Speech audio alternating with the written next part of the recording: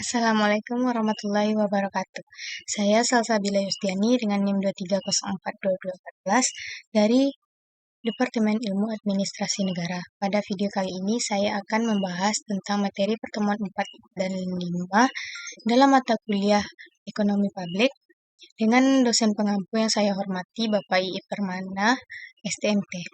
Pada video kali ini materi 4 dan 5 yaitu yang akan dibahas mengenai investasi dan kesejahteraan masyarakat.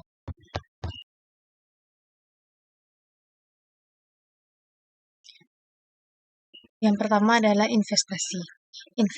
Investasi sama dengan penanaman modal. Investasi adalah komitmen atas sejumlah dana atau sumber daya lainnya yang dilakukan pada saat ini dengan tujuan memperoleh sejumlah keuntungan di masa datang. Tujuan investasi diantaranya yaitu investasi untuk memenuhi kebutuhan masyarakat akan barang dan jasa. Yang selanjutnya adalah investasi untuk memenuhi keinginan masyarakat akan barang dan jasa. Selanjutnya adalah mengenai jenis dan karakteristik investasi. Berdasarkan jenis dan karakteristiknya terdapat 3 bagian, yaitu yang pertama menurut jangka waktu. Menurut jangka waktu terbagi 2, yaitu investasi jangka pendek.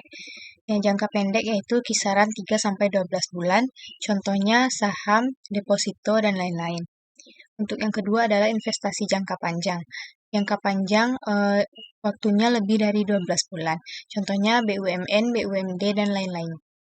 Untuk pembagian yang kedua yaitu menurut jenisnya, terbagi juga akan investasi langsung dan investasi tidak langsung. Investasi langsung adalah investasi pada aset atau faktor produksi untuk melakukan usaha atau bisnis, misalnya emas, intan, perak, perkebunan, rumah, tanah, toko, dan lainnya. Yang mana investasi ini dapat dilihat secara fisik dan dapat diukur dampaknya terhadap masyarakat secara keseluruhan. Selanjutnya adalah investasi tidak langsung, yaitu investasi bukan pada aset atau faktor produksi, tapi pada aset keuangan atau financial assets, seperti deposito, surat berharga, yaitu diantaranya saham, obligasi, commercial paper, reksadana, dan lain sebagainya. Untuk pembagian yang ketiga yaitu menurut karakteristik atau sifat dan pelakunya. Terbagi juga akan 4, yaitu yang pertama investasi publik.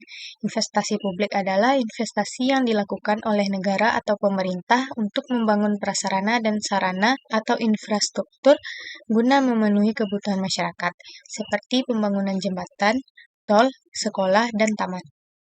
Selanjutnya adalah investasi swasta. Investasi swasta adalah investasi yang dilakukan oleh swasta dengan tujuan untuk mendapatkan manfaat berupa laba. Investasi jenis ini dapat dilakukan oleh individu maupun korporat atau perusahaan, seperti usaha mikro atau rumah tangga, usaha kecil menengah, dan usaha besar. Selanjutnya adalah kerjasama antar publik dan swasta. Kerjasama antar publik dan swasta adalah kerjasama antara pemerintah dan swasta dalam melakukan investasi untuk membangun prasarana dan sarana atau infrastruktur guna memenuhi kebutuhan masyarakat atau publik. Contohnya adalah rumah sakit, jalan tol, dan lain sebagainya. Yang terakhir adalah kerjasama antar negara. Kerjasama antara negara meningkatkan kerjasama antar negara dalam memenuhi kebutuhan kawasan atau regional, yaitu meningkatkan aktivitas ekonomi dan penciptaan nilai tambah dan sebagainya. Selanjutnya, risiko investasi. Risiko adalah kejadian yang tidak diinginkan merupakan bagian dari kehidupan yang dapat terjadi tetapi tidak dapat selalu dihindari, atau dapat disebut juga part of business which could be unavoidable. Risiko diantaranya adalah ketidakpastian tentang sesuatu, kejadian yang tidak diinginkan, sesuatu yang terjadi di luar tujuan semula, kemungkinan terjadinya sesuatu yang merugikan.